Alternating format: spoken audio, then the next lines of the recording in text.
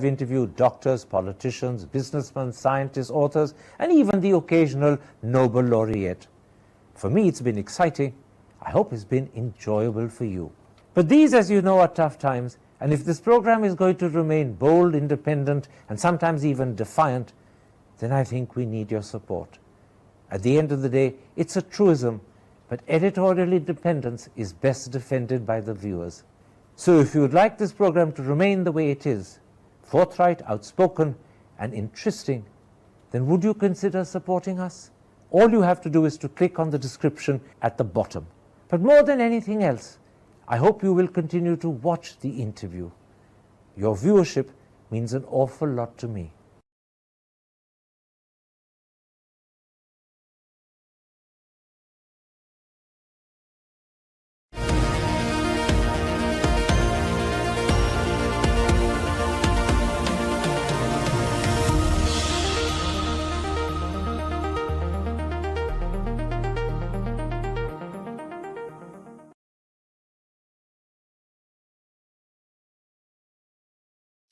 Hello and welcome to a special interview for The Wire.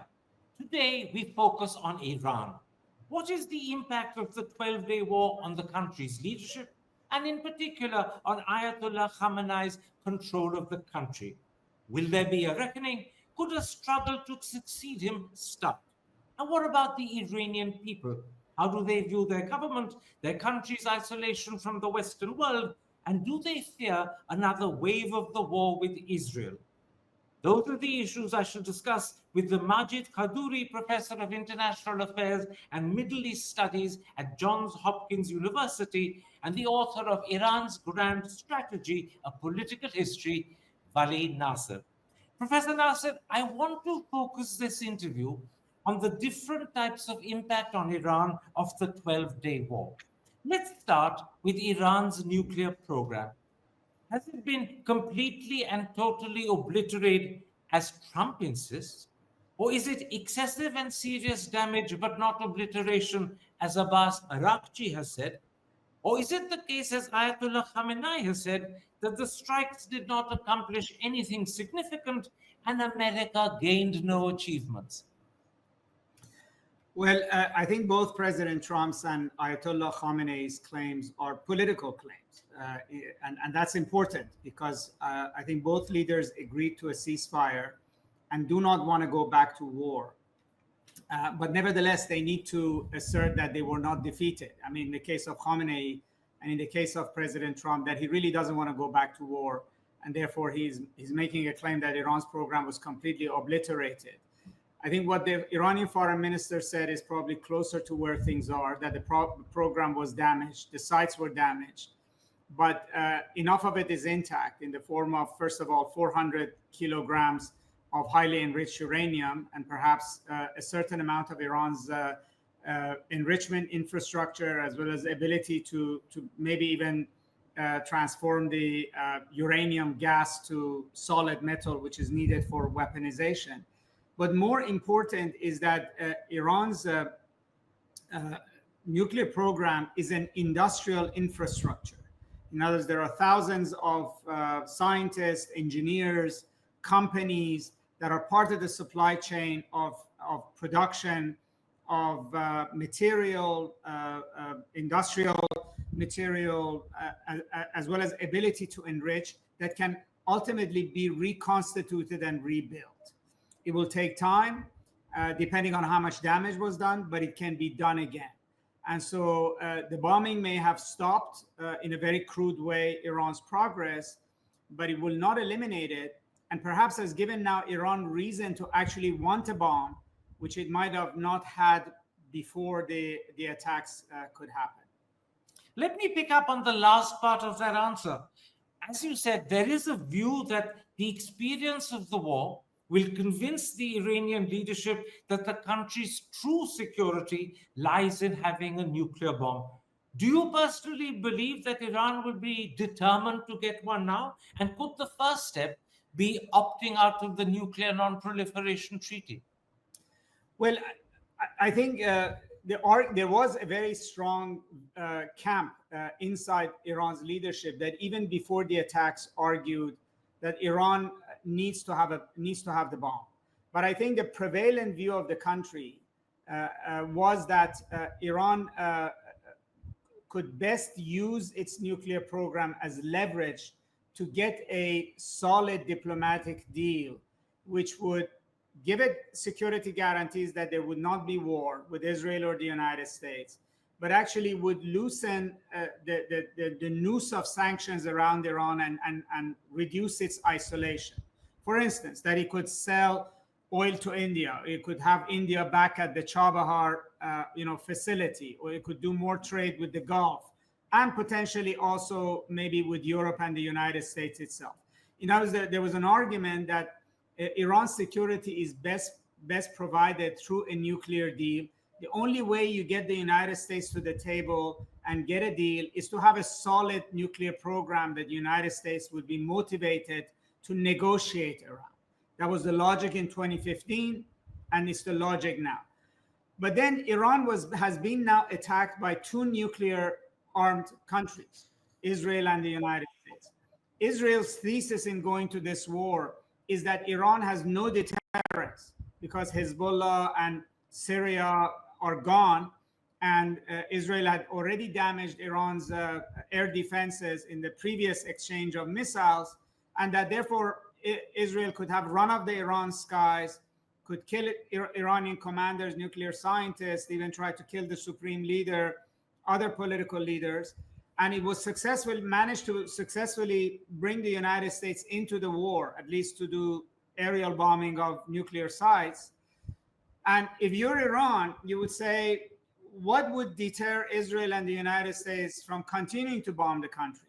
And what if Israel's military objectives in Iran go beyond the nuclear program? What if Israel's objective is complete degrading of the Iranian state, of the institutions of governance in Iran, economy, infrastructure, ultimately regime change?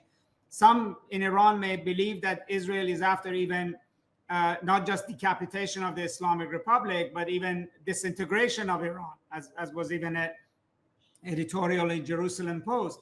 And so what deterrence does Iran have? Clearly, Hezbollah is no longer a deterrence.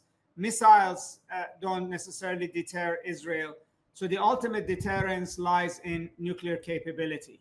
And this argument is now becoming stronger, I would say, given that this war happened. And interestingly, it is now gaining popular support in Iran beyond just the base of the regime. I mean, there are people who would say, even among secular people in demonstrations in streets, etc., that we need a bomb. For the reason, it has nothing to do with the regime, it has nothing to do with the Islamic Republic, but Iran as a country, like India as a country, needs to have this capability so that its sovereignty won't be violated the way it was done. And so there is a larger national security argument in Iran now, which this war has greatly impacted. And I think it goes beyond Iran as well, that particularly because the United States itself violated, if you would, rules of NPT and bombed facilities that were under the safeguards of NPT. These were not hidden sites that you could say were violating NPT. These sites were being monitored by the IAEA under NPT rules, and they were bombed by the United States and Israel. So there might be other countries who also make the same take the same decision. So I do think that we're seeing a crisis of NPT. Now, whether Iran decides to leave it right away, or Iran now creates a dark program in order to rapidly get to a bomb, or that there's still a door for the United States to prevent this through some serious diplomacy, remains to be seen. But tell me, beyond the leadership, how do the Iranian people view the country's nuclear program? In their eyes, is it something that's special and important and which they are proud of? Is it held up as a sort of national treasure? Not in the way that, for instance, it played out in South Asia, I would say. In other words, or it was working out under the Shah when he actually started Iran's nuclear program. I think there was an opinion that this is an industry that we need for our advanced technological development, because you also have to remember that, unlike, for instance, the case of India, Iran's march towards nuclear capability was not announced by a bomb. In other words, it was not that Iran went immediately for full nuclear status as a great power. Its claim was that we're building an industry here, a technological industry. Their arguments were really following the Japan model as opposed to, let's say, India or Israel model. So this immediately was not for military reasons, was for industrial reasons. That's what Iran claimed, that we need at least 3.67% enrichment in order to be able to use it for medical treatment, to fuel nuclear power plants. And anyways, this is an industry which is required for Iran's technological economic development. There was an argument in some sectors in Iran that said, well, the cost of this is too high. Why do you need this? It's inviting sanctions. And that was the argument that even people like President Rouhani, without saying it explicitly, were saying, okay, let's use this to negotiate economic relief.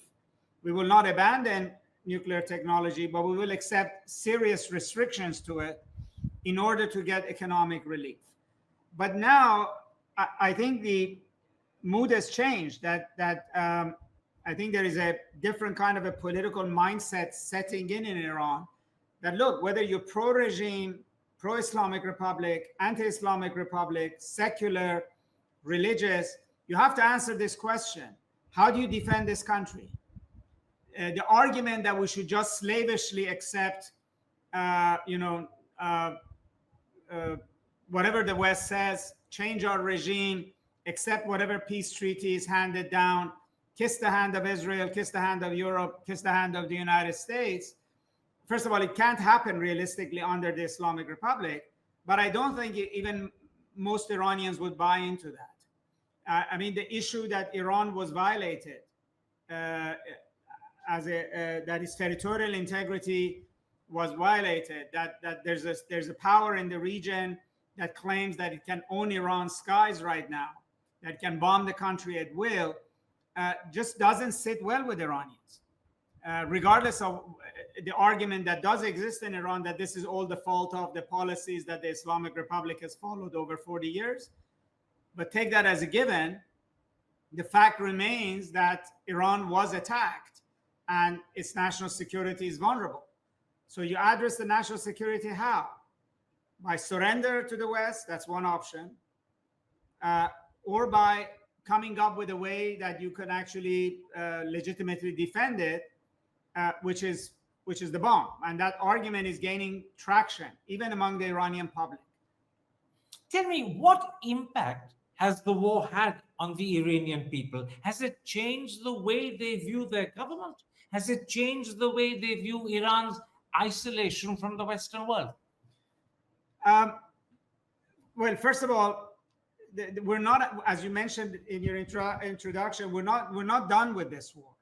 It's not. This was only chapter one, because it's like a boxing ring in which Israel, and then with the help of the U.S., punched Iran hard, and at the beginning knocked it down, but were not able to knock it out. And Iran came back and started throwing punches. And we were in round 3 or 4 where the U.S. said, "Okay, let's stop fighting right now." Right. So, contrary to the reports in the West, the Iranians don't see themselves as defeated. They see themselves as having stood up to much greater powers, and in the end, hitting some punches at Israel, which were hard enough to make the Israelis also accept the ceasefire.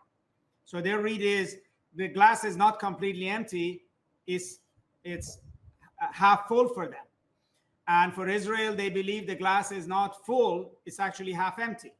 So that's important, because the psychology, the perceptions are quite important.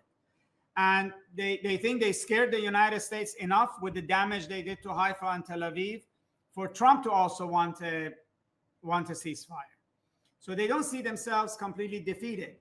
But one of the narratives of the war was that if Iran was given a massive punch in the face, you kill these commanders First of all, the Iranian military would collapse, which it didn't. Secondly, that the Iranian people would rise up and rebel and will come into the streets and the regime would fall.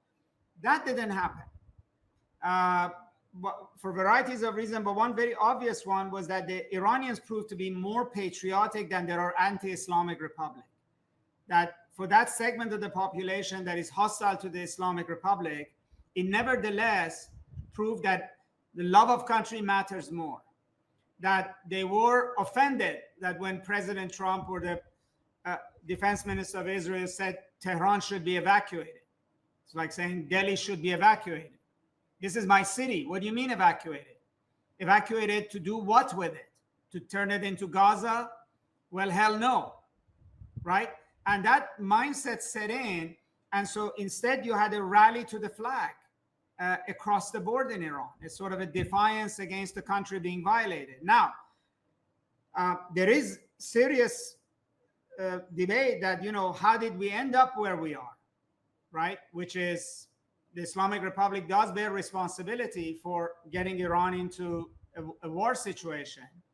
But at the same time, there is a belief that now that Israel and the United States don't mean Iran well, that they're not friends, that they're aggressors, that there were a lot of civilians killed in this war, and that their intentions for Iran are not friendly beyond the rhetoric. There is a kind of a sense that Iranians are alone in this, and they only have each other, from the regime to the anti-regime, and that and for the moment at least, the social fabric of the country has pulled together, and that's not actually a sort of Achilles heel of the regime as the United States or Israel might have assumed. The contrary, what you continuously hear is to say that the strategic depth of Iran in this war was its people, right? And that's a realization from the top to the bottom of the society. Now, what do they do with it, Karan, was going to be decisive. In other words, this can come apart, or it can solidify into a new form of nationalism in Iran that will then define the country's future. I'll come to the regime and the impact of the war on the regime and the leadership in a moment's time. Let me ask you one more question about the Iranian people.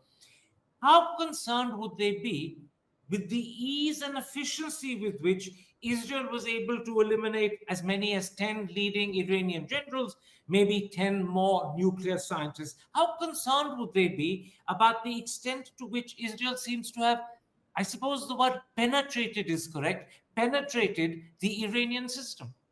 Very concerned. And definitely there is a lot of criticism being made of the regime. In other words, you've been busy suppressing us, filling the prisons with civil rights activists, etc., instead of plugging your intelligence holes. There's no question about that. And there is a sense of massive reaction right now of arrests of suspected saboteurs, intelligence operatives, etc., going on in Iran right now. There is no doubt about that. But the assumption that this embarrassment would actually lead the people to think that the regime is weak and vulnerable, let's rise up, let's bring it down, actually had the other side. In other words, the Iranians, I sense, are both shocked, embarrassed, and offended by this intelligence breach, right? And yes, they hold the government responsible for this breach. They don't see it necessarily as a mark of these guys are weak, let's topple them. They're embarrassed for this degree of penetration. And again, the reaction to this is a bit nationalistic. It's not, there is a segment that would celebrate, particularly outside of Iran, with every embarrassment of the Islamic Republic. And there are maybe some in Iran who still do. But by and large, I think that the sense is a national security vulnerability exploited by a foreign enemy, which now Israel is seen as an enemy now, very clearly, is a problem for every Iranian. It's not just a problem of the regime. For now, that's the sense. Let's then, against that background, come to what I call the political impact of the war. You said to the Financial Times recently, the war broke the republic to the verge of collapse. It's extremely vulnerable. Could you expand on that? Could you tell me what impact it's had on the standing and credibility of the regime? Well, I mean, the first thing was that in the first few hours, the regime looked really vulnerable. I mean, if you kill the top commanders of any military, Navy, Air Force, intelligence, etc., with ease, and then destroy the air defense systems, you would say that any regime could actually collapse politically, particularly if it had been at war with its own people 2 years earlier, facing a social uprising. And now I think there's still vulnerability, but it's not as vulnerable as it looked at the beginning of the war, partly because the Revolutionary Guards and the military were able to quickly rally and counter the Israeli attacks, in particularly as the war went on much more effectively than before. I think the vulnerability still rests in two things. One is that Iran is obviously does not have deterrence to prevent Israel or the US from resuming the war. Right? It really does still is unable to do that. Secondly, is that there is questioning about the wisdom of a confrontational policy with the West. I mean, the Iranians stood by their country during the war, are offended by what's happened, but there is going to be a questioning about, was this a prudent strategy to bring us to this point? And how should we handle this point going forward? And how does the regime respond to this criticism? I think is going to decide how vulnerable it is to what might come next. Professor Nasr, when you talk about these questions that are going to be asked, are you also suggesting that within the regime, there could be murmurs of dissent, perhaps from other ayatollahs, perhaps from people in the Revolutionary Guard? In other words, is there a reckoning of some sort that is likely to happen or may have started? Well, I mean, first of all, and this is the theme of my book, Iran is not a theocracy. This is actually a mistake the West makes. Iran is a national security state. I mean, even Ayatollah Khamenei has a turban on his head, but I would say that even he doesn't look at himself as primarily as an Ayatollah, but as Iran's chief, commander-in-chief of Iran's military forces engaged in a long war with the United States. That's how he sees himself. And Iran is not a state that actually the Islamic Revolution created. What you see in front of you is a state that 40 years of war with the United States has created. This is a national security state. It has a national security mindset, and the primary decisions are all around national security sets of issues. Within the system, there are, and Iran is not like Saddam's Iraq, is not a one-man state. It's not even like Saudi Arabia. You would say MBS is everything. It is a state that has multiple centers of power. That yes, Khamenei has the last word, but he also has to balance varieties of factions and political alliances, etc.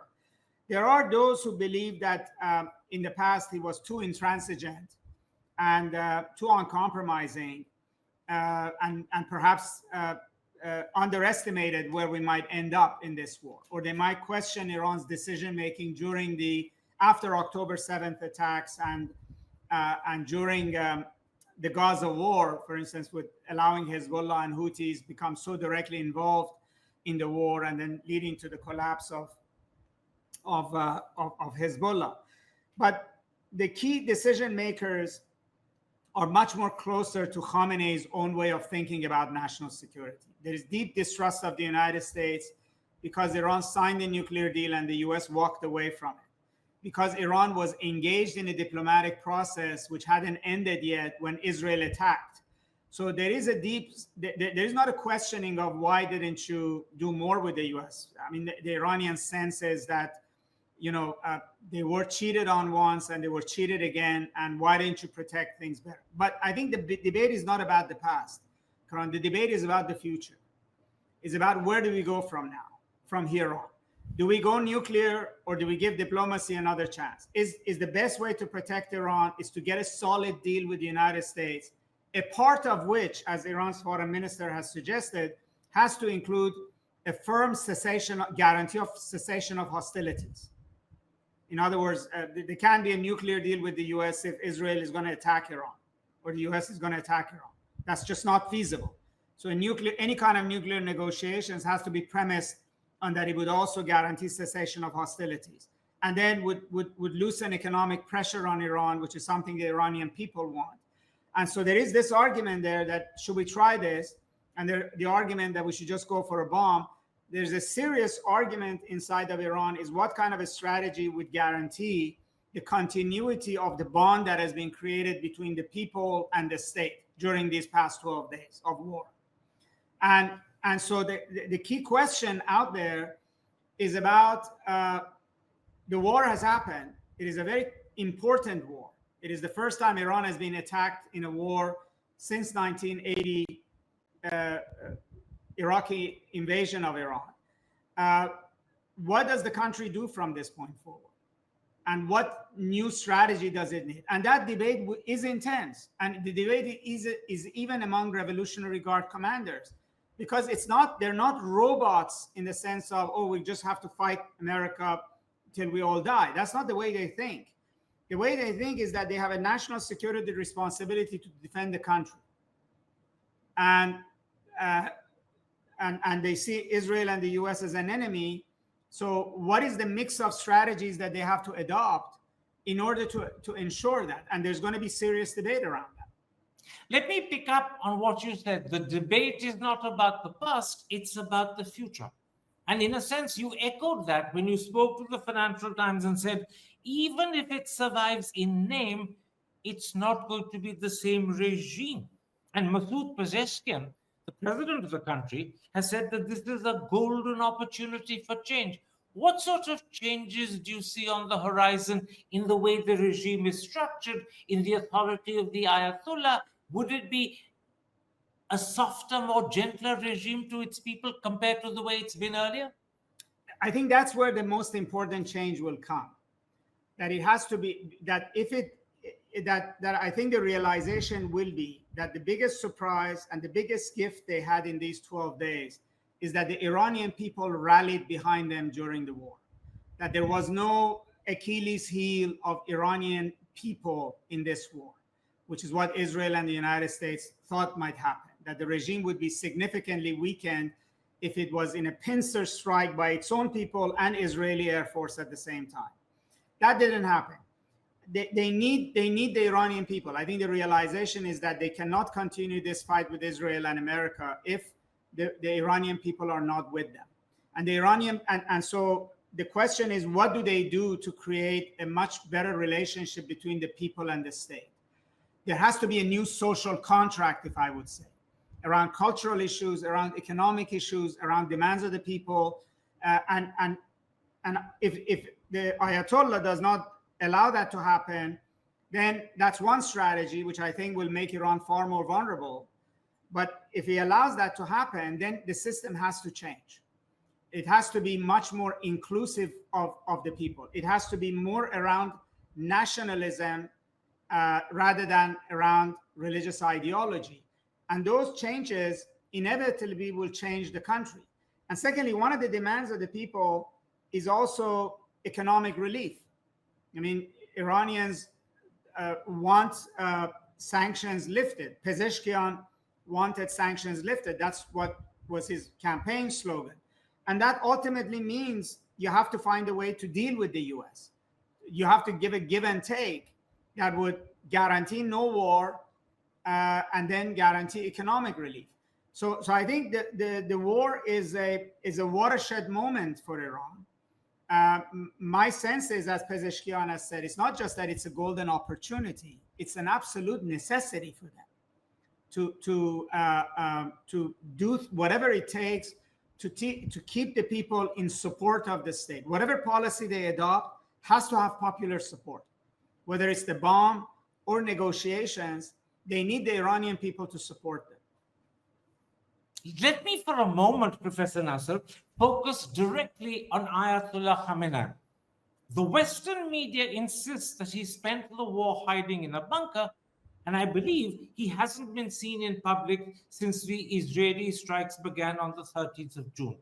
How is that specifically viewed by his own people? A leader, the supreme leader, missing from public view?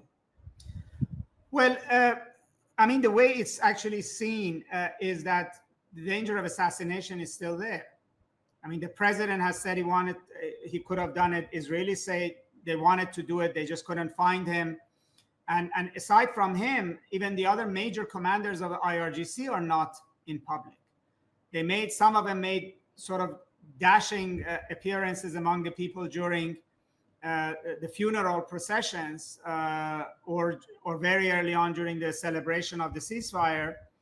But then they are all in hiding because that intelligence vulnerability that led to 19 of them being killed, it's still there. So that's the easiest explanation, and the people sort of understand that. And yes, during the war, he was in a bunker. Now, there are rumors that the war was being managed by somebody else. But in reality, I think during the war, it was much simpler. He was the commander in chief. He was making the key decisions, not the day-to-day war decisions, but he was making the key decisions with a war cabinet of commanders that he had appointed after the ones that had been in charge had been assassinated.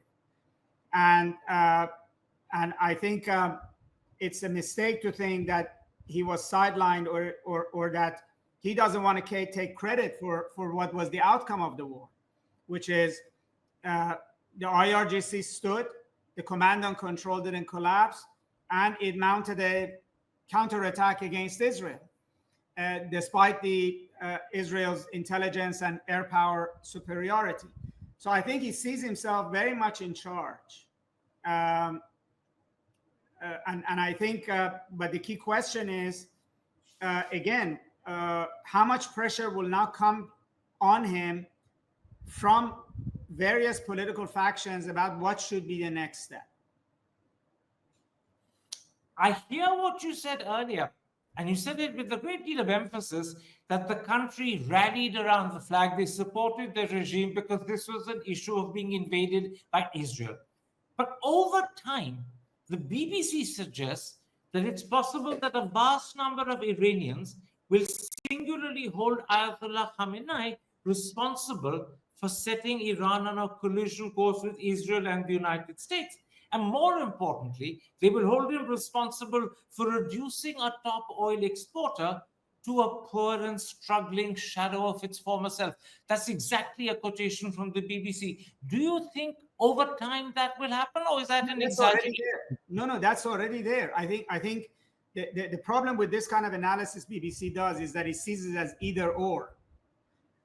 Iranians can and are doing simultaneously viewing a lot of it. I don't want to say everybody, because the regime has about 20%, I would say, of the politically active or politically of age population supports the regime. There's a diehard element there. But let's say the other 80% of Iranians do hold the regime responsible for their misery of their daily lives, the economy, as well as for the country's isolation, and have stopped thinking that this idea of resistance to the West, war with the West, etc., is actually a very good idea, or that it's been productive for Iran, or that it's going to end up in a good place. That's already in their minds.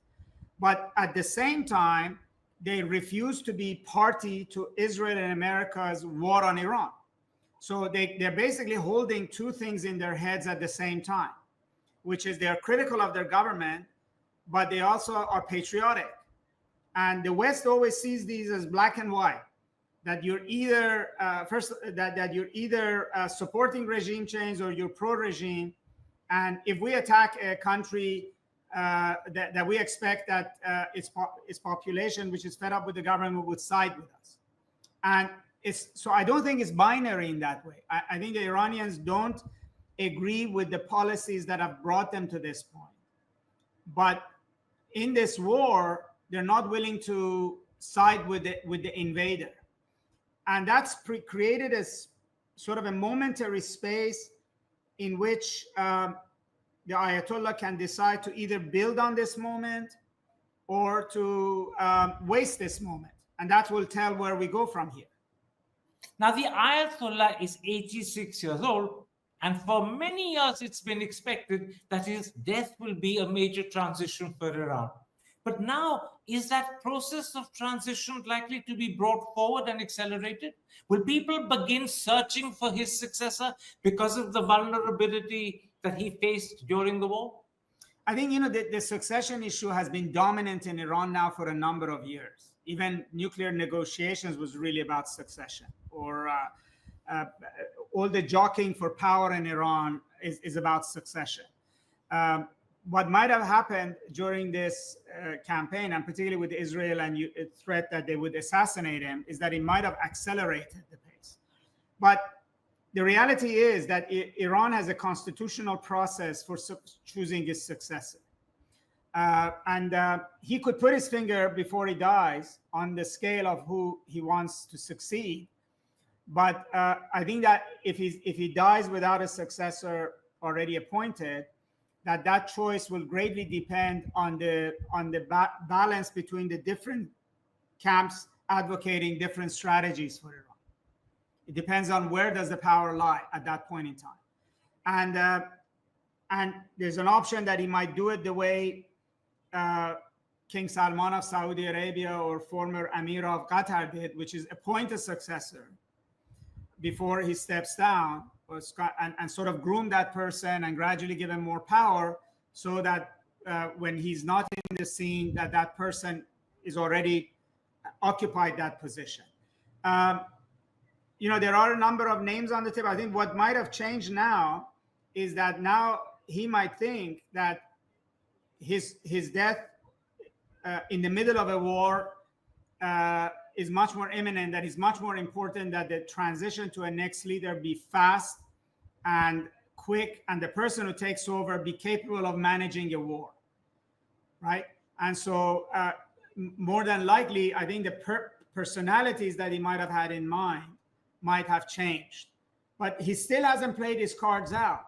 He has not made clear whether there is a real heir apparent there, or what the process would be. And so I think all the political factions in Iran are guessing. Anybody who says they know which way this is going to go really doesn't know. And another thing which is very important is that a number of very senior IRGC commanders who would have had a say in this process because of their seniority and how many years they were at the top have been eliminated. And therefore, even the weight or how does IRGC influence this process has changed. But tell me, there was speculation before the war began that his son Mujtaba could be his successor. At least that is the interpretation in the Western media. Now today, particularly if the regime needs to reach out and become more inclusive towards its own people, there is speculation that maybe he looked for a moderate. Do you think his son still stands a chance? Do you think it's more likely to be a moderate because they need to unite the country? Well, what we define as a moderate, I think what Iranians are looking for is not necessarily, when we mean a moderate, it may very be that Iranians are really looking for a Mohammed bin Salman. They're looking, in other words, somebody who has to be able to run the country and then be able to be willing to change its direction completely. Moderation is one way of thinking of this, and then we have to define what do we mean by moderate. But I think a strong leader who can keep the system together but break with the overall national strategy that Ayatollah Khamenei has followed. I think that's what Iranians want.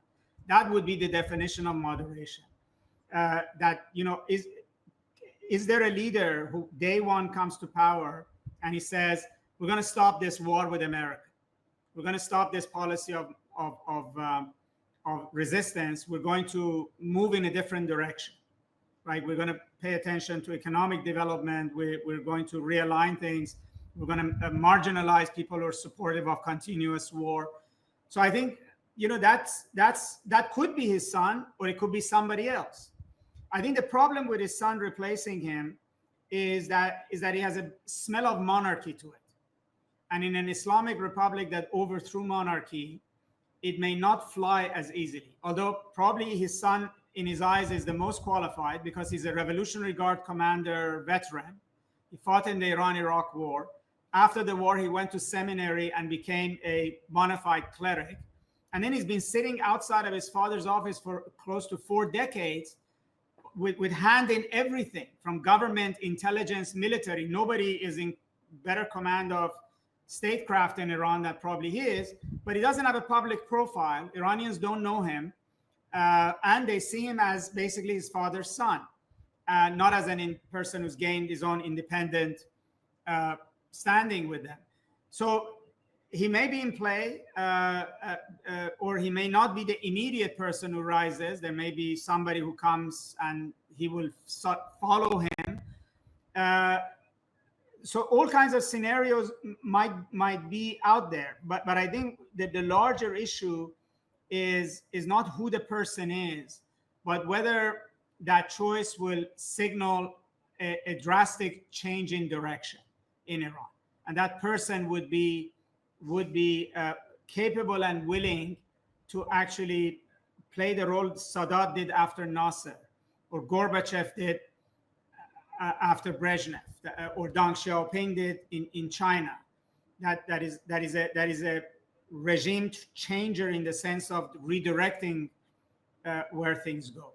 I think Iran is primed for that, and this war may push further in that direction. And I think there might be even support for that within the Revolutionary Guards. Elements of the Revolutionary Guards may support that, but that's where things are. My very last question, Professor Nasr. People listening to your interview will have realized that there are multiple question marks over Iran: political, domestic, international, military, nuclear. And then there's this whole question of how do you reach out to the people and make the country more inclusive. Look down the road for me. What do you see as the future over the next 6 months? Turmoil, confusion, indecision?